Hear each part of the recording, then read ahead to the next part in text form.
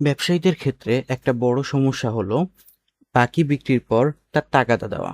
অনেক সময় যে পার্সনকে টাকা দিতে চাচ্ছি তাকে পাওয়া যায় না, নিজে যে বলে আসতে হয়, খাতা কলম সাথে করে নিয়ে যেতে হয়, কারণ বাকির হিসাব সবার তো মনে থাকে না যে এই কাস্টমারের কাছে এত টাকা পাই, ওই কাস্টমারের কাছে এত টাকা পাই। তখন দেখা যাচ্ছে একটা খাতা ক্যারি করে কাস্টমারদেরকে সেটা জানানো, বা অপেক্ষায় থাকা কাস্টমার কখন তার দোকানে আবার আসবে তাকে জানানো।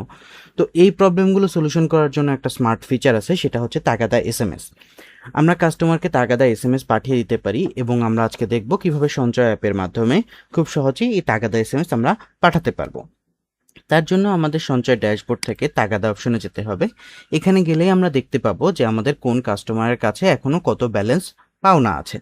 তো আপনি চাইলে ইন্ডিভিজুয়ালি একজন একজনকেও পাঠাতে পারেন, অথবা যদি চান তাহলে উপরে এই চেক বক্সে সম্পূর্ণ ক্লিক করে তারপর আপনি সবাইকে একসাথে এসএমএস পাঠিয়ে দিতে পারেন। খুবই কঠিন কিছু না, খুবই সহজ জিনিস। আপনি তাগাদাতে যাবেন এবং এখানে যারা আছে আপনি যদি সবাইকে পাঠাতে চেক বক্সে ক্লিক করলে সবাই সিলেক্ট হয়ে যাবে। এরপরে এসএমএস পাঠানো ক্লিক করবেন এবং অলরেডি দেখেন যে দুইজনকে এসএমএস পাঠানো হয়েছে।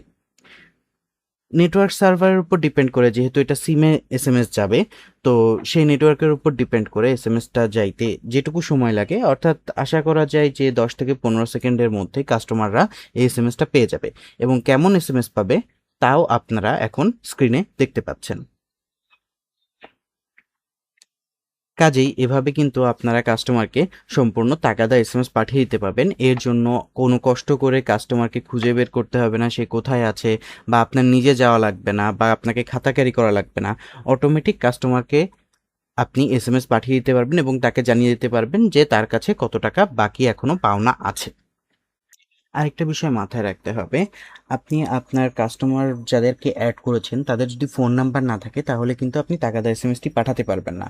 কাজেই আপনার এই জিনিসটা ইনশিওর করতে হবে যে কাস্টমার অ্যাডের সময় অবশ্যই যেন তার ফোন নাম্বারটা দেওয়া হয়, যদি আপনি তার সাথে বাকিতে লেনদেন করেন।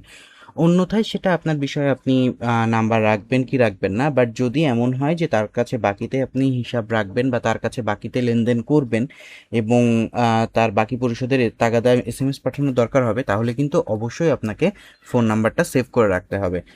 এভাবে আপনি খুব সহজেই কাস্টমারকে তাগাদা এসএমএস পাঠিয়ে দিতে পারবেন, যেখানে কাস্টমারের ডিটেলস চলে যাবে যে সে কত টাকা আপনার কাছে পেমেন্ট করবে।